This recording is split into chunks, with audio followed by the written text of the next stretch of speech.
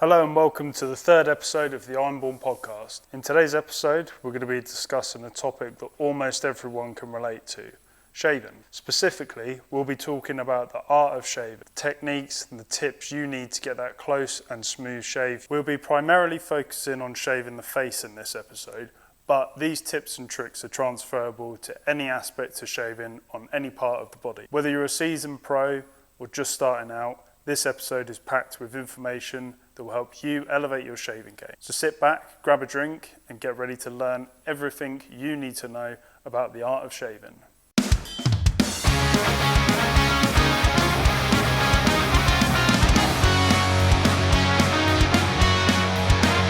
To start, we need to talk about preparation. Make sure your skin is clean and free of any dirt or debris. You can use a gentle cleanser or exfoliator to get rid of any dead skin cells that might be clogging your pores. Once your skin is clean, you need to make sure it's moist and hydrated. I recommend using warm water to soften the hairs and open up the pores. You can also use a pre-shave oil or cream to help lubricate the skin and make the razor glide more easily.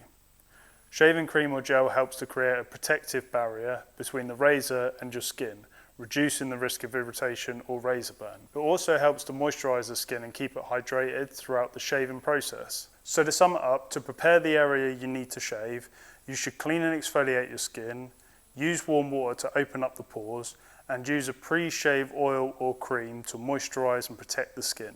Taking the time to properly prepare your skin can help you achieve a closer, smoother shave with less irritation and razor burn. Next up are the tools that you should be using. The most important tool for shaving is the razor itself. I recommend using a double-edged safety razor for a closer, smoother shave. These razors are designed to give you more control over the blade and reduce the risk of irritation or razor burn. This style razor requires a double-edged razor blade. They're significantly cheaper than cartridge razors. For 10 Gillette Fusion razor blades, you'll be paying around £25. For 100 Astra double-edged razors, you'll be paying around £9. That's a huge difference, especially with the proper preparation and technique. You can achieve a much better shave than you can with a cartridge razor. As for shaving cream, I recommend using a high-quality cream or gel that's designed specifically for shaving. I'd avoid using shaving soaps, as these tend to dry out the skin quite a lot. A cream or gel will also help lubricate the skin and reduce the risk of irritation and razor burns. Then to finish, you'll need a good quality moisturizer. Remember that moisturizers are specific to skin type, so be sure to take the time to understand your skin type and what works for you. We'll launch an episode on moisturizers and how to choose the right ones in the future. Now that we've covered preparing the area and using the right tools, let's move on to the next step, lathering up the skin and the actual mechanics of shaving.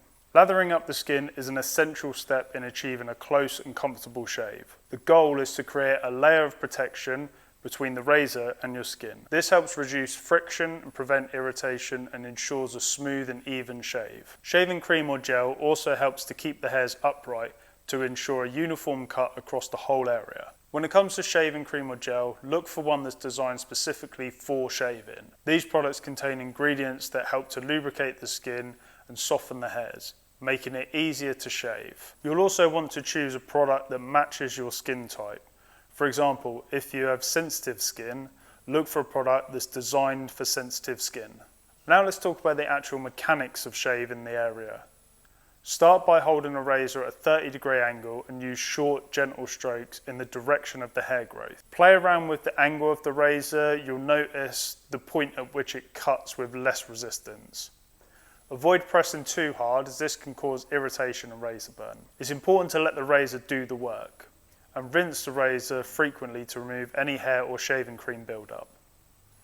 If you want an even closer shave, you can go across and against the grain in some areas, but be careful, going across and against the grain increases the risk of irritation and razor burn. Make sure you re-lather each time you make another pass. Most people can get away with going across the grain on the second pass, but ensure you only stick to the cheeks and the chin.